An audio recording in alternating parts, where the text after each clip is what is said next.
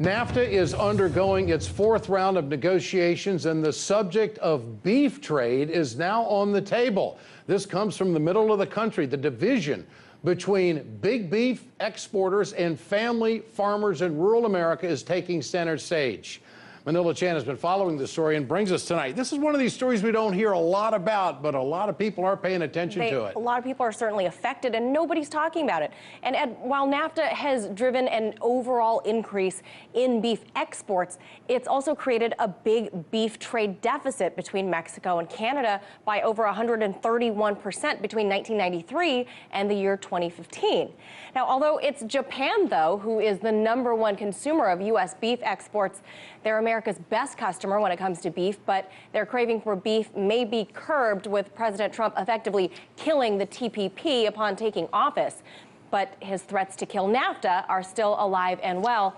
This week, top officials are discussing food and agriculture, and with the world's relative rise in better living conditions and overall wealth, the demand for beef has climbed steadily across the globe.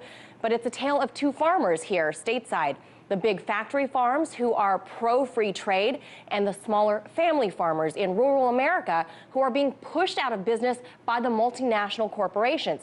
The president has said over and over that NAFTA is the worst deal ever struck, which has caused panic between our neighbors to the north and to the south.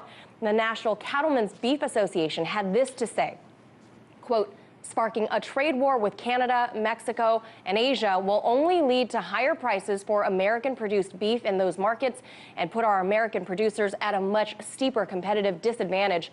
The fact remains that 96% of the world's consumers live outside of the U.S., and expanding access to those consumers is the single best thing we can do to help American cattle-producing families be more successful."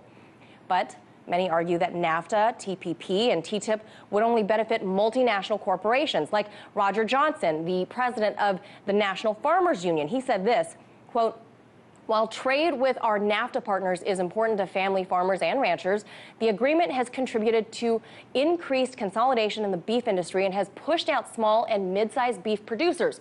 Multinational meat packers and their lobbying groups frequently tout increases in exports, but they fail to factor increases in imports and the impact that a massive trade deficit has on American independent producers and American industries."